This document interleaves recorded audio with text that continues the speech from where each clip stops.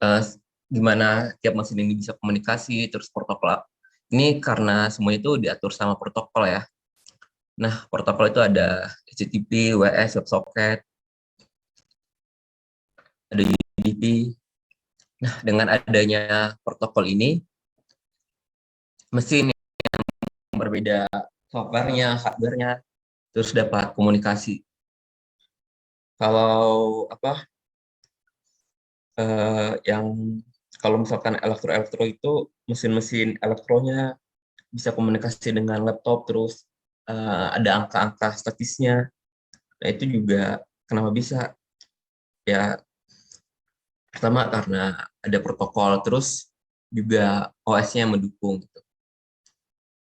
OS-nya mendukung protokol tersebut buat komunikasi.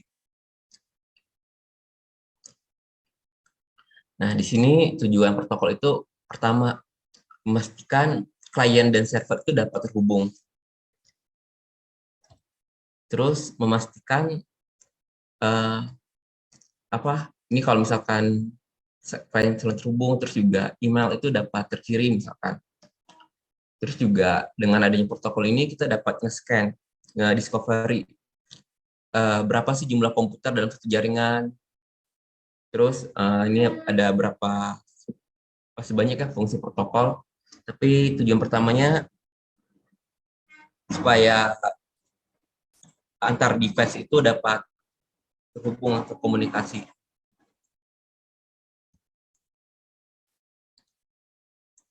Nah, di sini dua protokol yang paling sering digunakan di internet ini secara nggak langsung kita pakai ya. Nah, kalau kayak kita nge-Gemini harusnya UDP sih. Terus kalau misalkan browsing yaitu TCP.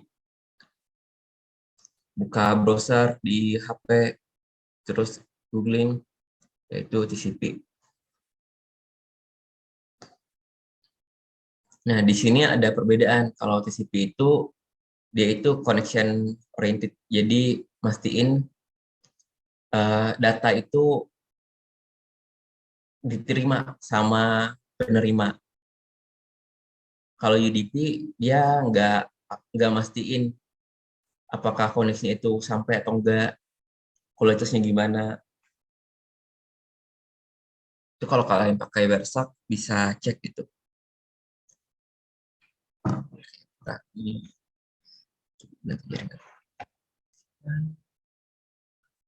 Oke, kemudian ini protokol TCP memastikan data yang dikirim akan sampai ke penerima. UDP tidak akan bergaransi bahwa data itu akan sampai. Kadang bisa hilang di tengah jalan. Ini perbedaannya ya konsepnya. Bentar.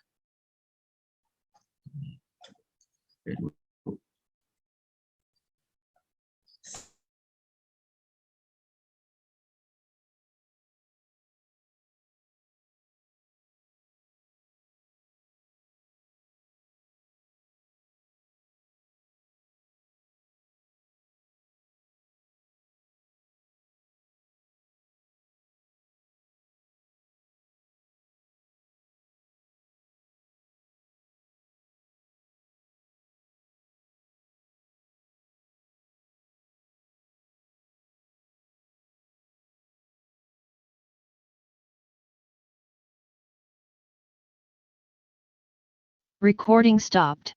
Recording in progress. Sorry, kondisi saya keputus lagi. Oke. Nah, ini dua protokol yang paling sering digunakan di internet, TCP sama UDP. Nah, terus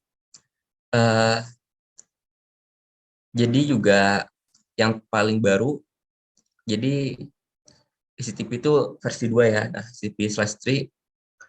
Nah, itu dia fondasi bawahnya itu transport layernya bukan pakai TCP, tapi dipakai UDP. Nah, ini masih belum banyak sih. Kalau Google udah pakai yang /3 ini. Ini kalau teman-teman pakai Versak bisa cek.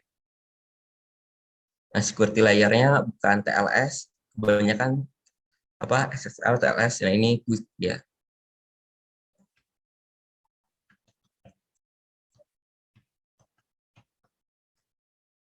Nah, di sini juga kalau kita login, kalau kita nggak perlu login ya, kita akses sebuah website.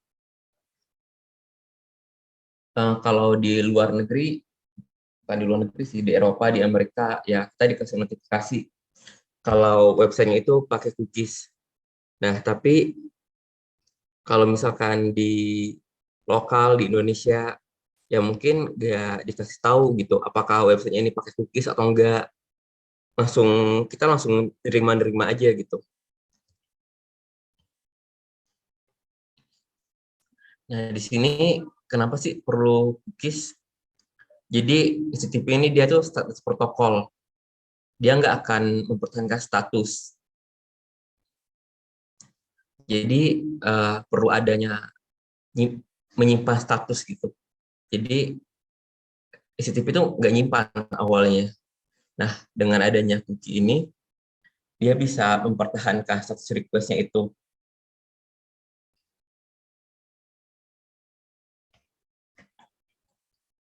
Nah, di sini. Jadi tahun 94, ini pegawai dari Netscape, browser dulu. Ini dia yang memunculkan istilah cookie, memperkenalkannya. Nah, cookie awalnya itu buat eh, menghitung jumlah visitor pada websitenya, pada si website Netscape.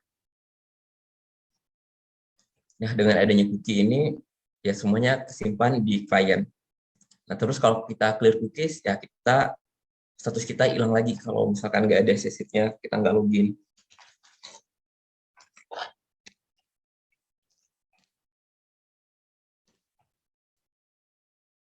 Jadi bisa dibilang cookie itu kumpulan data berasal dari website ya, dari website tujuan kita.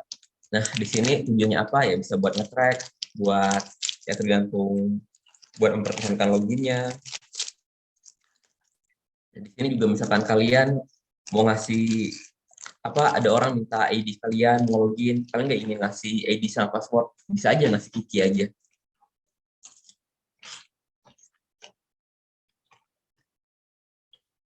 Nah, ini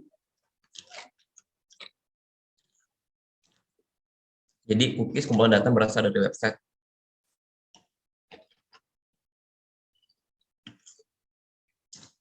Nah, cookies ini disimpannya di sisi klien.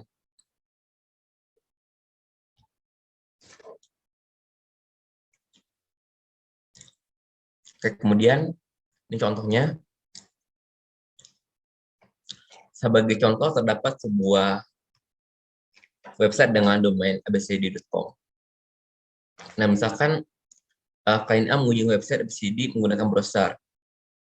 Nanti akan terinstall cookies di si browser tersebut. Terus di servernya, ya catatan ini ilustrasi aja ya, intinya berisi IP address si klien.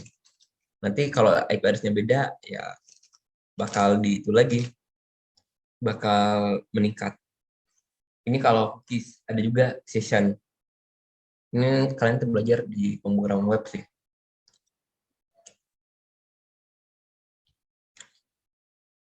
Bentar, ini oke. Nah, di sini kalau kita refresh, kalau cookies kita tetap sama, ya jumlah visitornya nggak naik gitu. Tapi kalau misalnya kita hapus, terus bisa aja naik kalau misalkan nggak ada seasonnya. Kalau kita nggak login ya nggak ada season sih, bakal naik kalau cuma kunjungan biasa. Nah, di cookies juga ada isinya gitu. Ini kalau kalian inspect, kalau kalian login akademik, ya bisa itu cookies. Bisa cek sendiri, bisa lihat sendiri sebenarnya. Nah, di sini cookie ini ada atribut-atributnya ya. Nah, di sini atribut-atributnya itu dia eh, masa berlakunya, path-nya, nama domain, date-nya, content tab-nya, connection, set cookies-nya, terus aksesnya via apa, flag-nya, HTTP only atau secure. Nah, di sini contoh, ini kalian bisa inspect aja langsung nanti lihat sendiri. Ini format apa? Format normalnya ya seperti ini. Tapi biasa cookies itu ya cuman kayak di hash aja gitu. Nah itu asal kita ada itu, kita bisa login ke suatu yang ngasih ini cookie atau session, kita bisa itu. Nah ini, dan cookie ini dia disimpannya di browsernya ya. Jadi kalau kalian satu PC ada Firefox, ada Chrome, ada Edge, misalkan login di Facebook di Firefox, ya kalau kalian buka Edge lagi, ya harus login ulang gitu. Terus bakal beda lagi gitu. Nah, cookie ini nanti dibalikin lagi ke si server. Tapi dengan catatan hanya jika domain path-nya valid dan belum expired.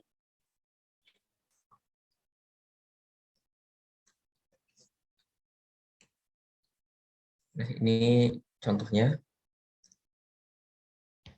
Saat kita browsing atau kunjungi website, nah ini nanti si servernya akan ngirim cookie gitu. Ketika kita online lagi, kita yang ngirim cookies ke si servernya. Jadi nge-tracknya gitu. Yang bisa kalian amati dulu aja. Misalnya juga dikasih sih.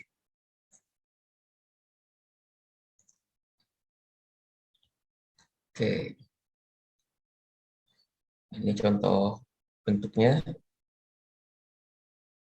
Ini kita akses ke server, terus dibalas server language English, PHP-ID ini.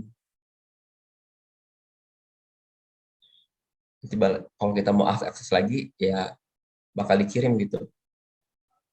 Cookies-nya, PHP-ID-nya bakal dikirim balik lagi.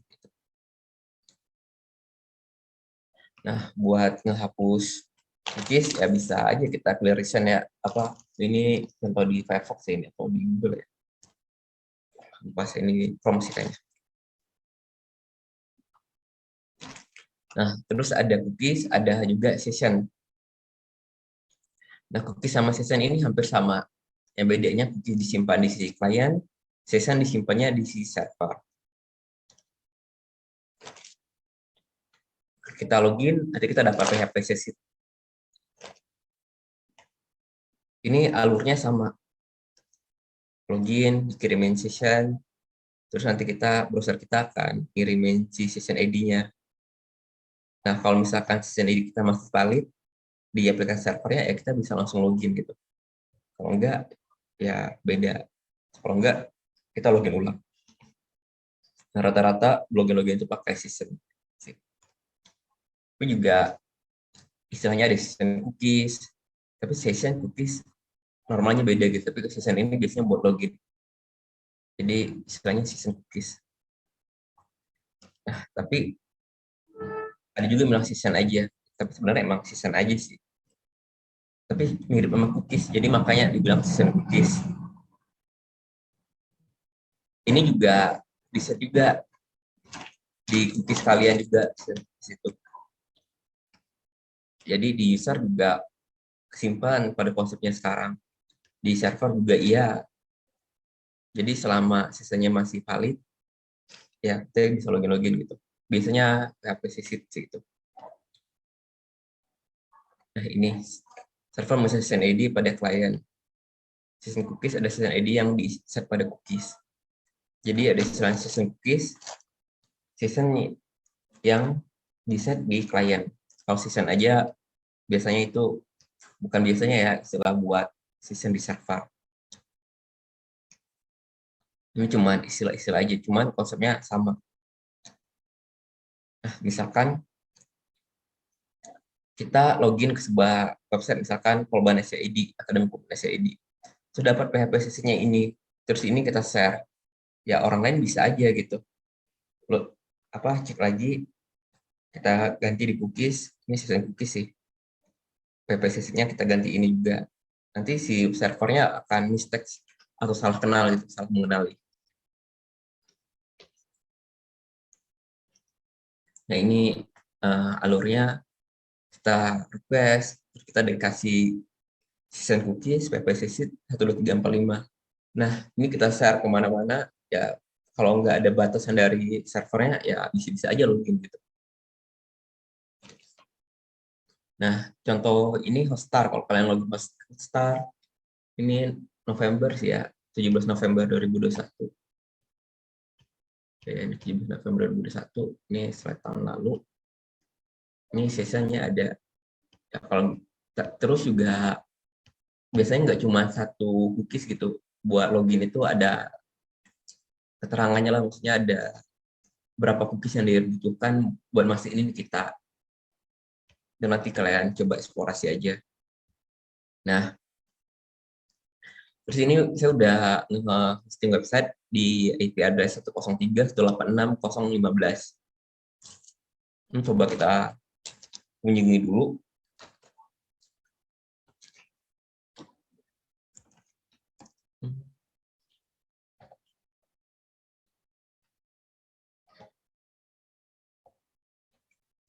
Tiga kosong, tiga 186.015. Nah, ini kalian teman-teman bisa coba login di sini.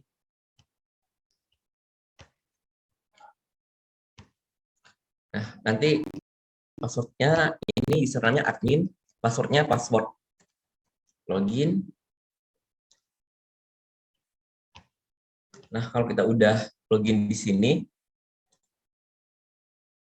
klik brute force. Nah, di ini ada berapa latihan, ada brute force, command injection, CSRF, terus SQL injection, PostScript juga ada. Nah, ini yang paling gampang itu brute force. Ini basicnya. Jadi gimana kita akan ngelakuin brute force. Nah, kalau biasanya itu saya demoin, ini semuanya biasanya kalau tahun saya demoin. Nah, tahun ini mau agak beda biar apa? Ini kan kalian ada kelompok ya, kalau itu didemoin cobanya sendiri. Nah, berhubung kalian masih tingkat 1, SQL juga belum, tapi nanti pertemuan berikutnya kita SQL sih, pertemuan tambahan lah nanti. Nah, ini brute force, ini gampang sih, banyak juga. Itu brute force di PWA. Cara melakukan hacking dengan metode brute force.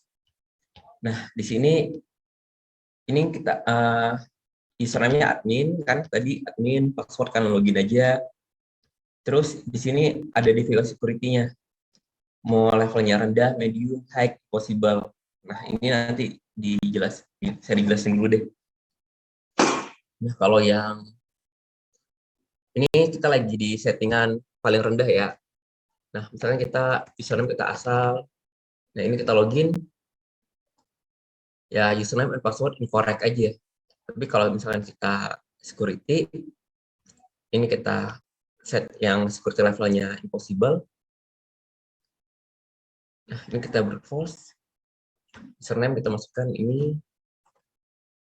Kalau login, bentar. Incorrect. Nah, ini langsung kena lock 15 menit. Nah, itu kalau impossible. Nah, di sini juga bisa kita cek short kodenya, di short kode. Nah,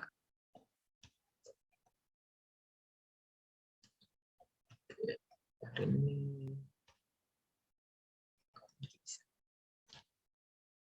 Oke. Nah, ini yang impossible. Nah, kita bisa compare juga. Ini kalau kalian bikin ya login biasa, ini low brute force, ini settingan login yang ada itu tutorial biasa seperti ini. Nah, kalau impossible itu dia banyak gitu. Ada count-nya, total loginnya berapa, logout time-nya berapa.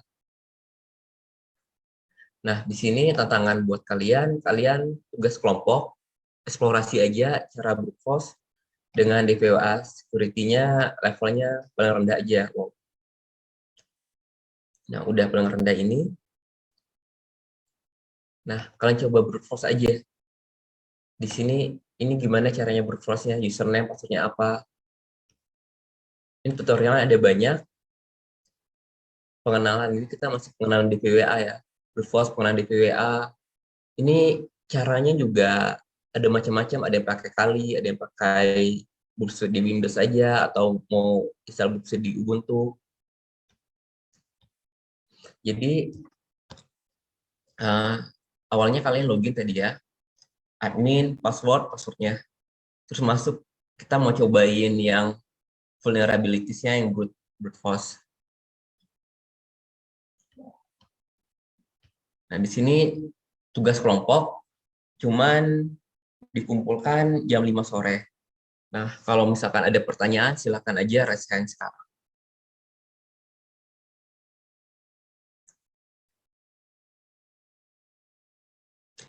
Oke, siapa yang raise hand itu? Haidar. Silakan Haidar. Maaf Pak, untuk websitenya nggak bisa diakses. 103.186.015. Ya, 103.186.015. Nah, tapi nggak bisa diakses Pak. Di sini di site be reach. Coba share screen. Sebentar. Ada lagi yang nggak bisa akses? Maaf Pak, host disabled participant screen sharing. Di disable itu. Sorry. Oke, coba. Izin share screen ya Pak.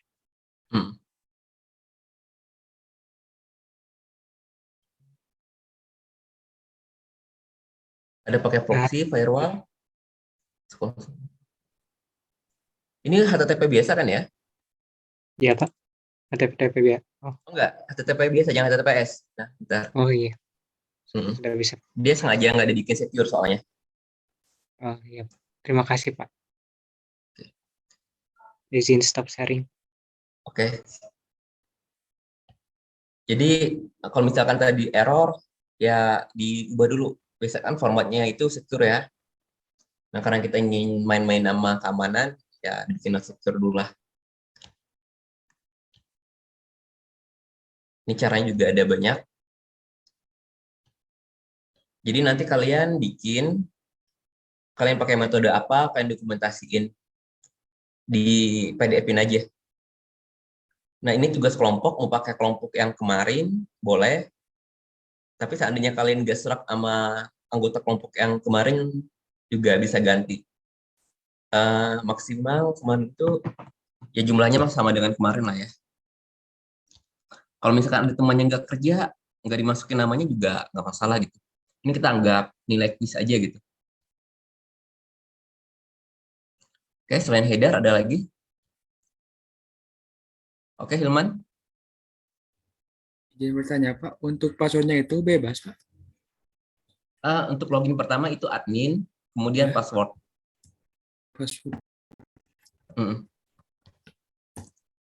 Baik Pak. Udah masuk, baru deh kita klik menu brute force. Nah, terus kalian coba eksplorasi gimana sih brute force dengan di VBA itu. Apa aja sih yang harus kita lakuin. Ini buat tutorialnya udah banyak banget ya. Nah, misalkan kalian yang level low ini terlalu gampang, kalian ubah lagi aja ke level medium. Terus kalau misalkan medium udah bisa lagi, ubah lagi aja ke high. Mau pakai Hydra, mau pakai Bootstrap, itu silakan. Bentar, ini default-nya itu jam 5 sore. Cuman kalian ini kan masih tingkat 1 ya. Ganti deh. Ini saya tambahin waktu sampai jam 9 malam. Ini udah dikasih tugas kelompok, terus sampai jam 9 malam.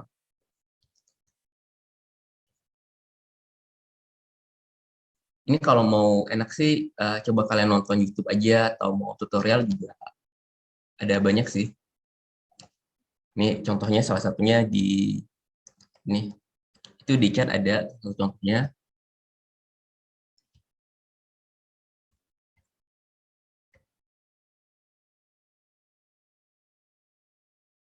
Nah, silahkan kalian praktek. Misalkan kalian ingin nggak mau kelompok, mau sendiri aja, silakan gitu. Jadi nggak harus kelompok, tapi kalau ingin biar gampang sih kelompok sih.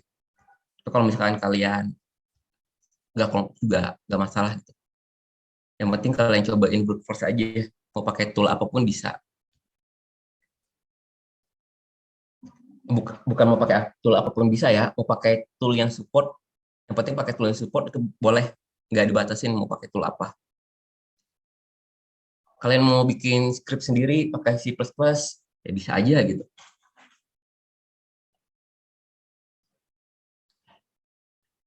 Oke, ada lagi, Hilman, Haidar. Ini waktunya saya tambahinnya sampai jam 9 malam, tapi ya usahanya kan jam 9 malam lah, biar langsung saya cek. Nah, kemungkinan nanti kita setelah terus ini, nanti kita coba yang lain-lainnya, kayak comment injection, CSRF, cross, skill injection, yang gampang-gampang terus, bahasanya apa. Terus nanti kalian dokumentasiin force-nya itu mau kalian sampai low, kalau cukup sampai low ya low aja, medium sama hack-nya nggak bisa. Kalau bisa sampai hack bagus. Terus nanti tambahin lesson learn-nya. Apa sih kesimpulannya kalian pelajari dari force ini? Terus juga buat ngamanin sebuah website itu gimana sih buat ngamanin login? Tambahin seperti itu. Oke. Udah jam 1.45, udah 1 jam pelajaran. Ini ada lagi pertanyaan? Udah dicoba ya, coba login, coba akses websitenya.